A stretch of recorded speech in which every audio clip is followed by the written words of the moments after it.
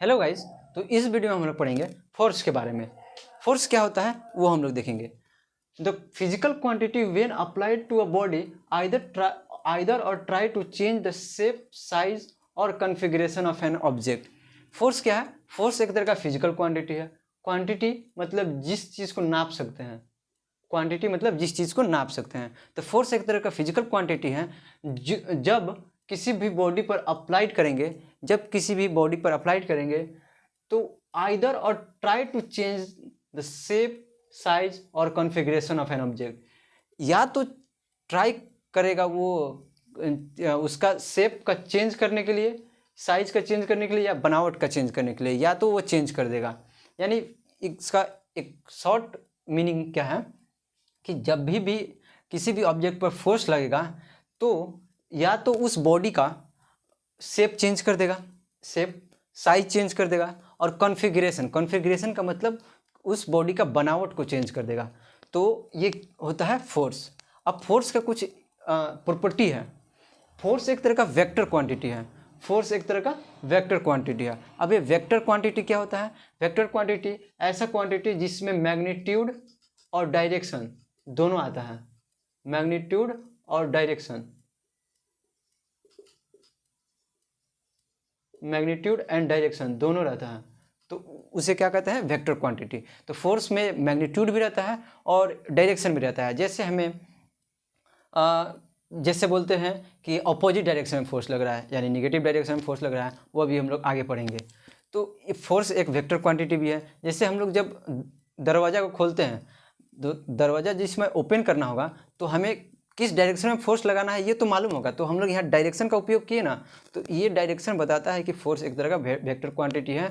एक कोई इसका डायरेक्शन होगा, जब फोर्स लग रहा होगा तो किसी न किसी डायरेक्शन में वो फोर्स लग रहा होगा। तो अब नेक्स्ट पॉइंट है, it's SI unit is Newton. अभी तक हम लोग जाना है कि फोर्स को नाप सकते हैं, तो कोई भी चीज़ अभी तक जो नापते हैं उसका कोई एक यूनिट होता है, तो उस मतलब फोर्स का यूनिट है न्यूटन। फोर्स को किस में नापते हैं? न्यूटन में।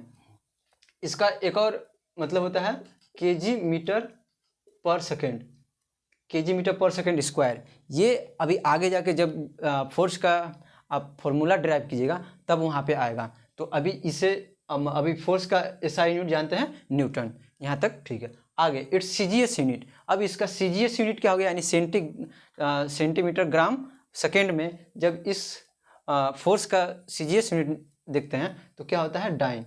क्या होता है? डाइन। अब यहाँ पे लिखा हुआ है 1 dyne equal to 10 to the power 1 newton equal to 10 to the power 5 dyne होता है। 1 newton equal to 10 to the power 5 dyne होता है। अब ये कहाँ से आया ये भी हम लोग देखेंगे अभी आगे, जब चैप्टर में बढ़िएगा तो आगे अभी मिलेगा। अब कुछ इसका मतलब इस फोर्स का कुछ इफेक्ट है, यानी कुछ जब भी फोर्स लगेगा तो क्या क्या प्रभाव पड़ेगा वो अभी हम लोग देखेंगे। तो पहला है it can bring the object from rest to motion. यदि कोई ऑब्जेक्ट रेस्ट में है तो उससे मोशन में लाने का काम कौन करेगा? फोर्स करेगा। जब फोर्स लगेगा तभी उसका जो मोशन है वो चेंज होगा। मोशन कैसा मोशन? तो या तो वो रेस्ट में या मोशन में। तो वो रेस्ट में है तो उसे मोशन में लाने का काम फोर्स करेगा, या तो उसे वो जब मोशन में है तो उसे जब अब फिर उससे रेस्ट में लाने में भी मदद करता है कौन? फोर्स। यदि कोई ऑब्जेक्ट मोशन में है तो उसे रेस्ट में लाने के लिए भी कौन साझेदारी निभाता है? फोर्स। फोर्स रहेगा तभी उसका स्टेट ऑफ मोशन चेंज होगा। अब नेक्स्ट है it can increase the velocity या स्पीड ऑफ एन ऑब्जेक्ट।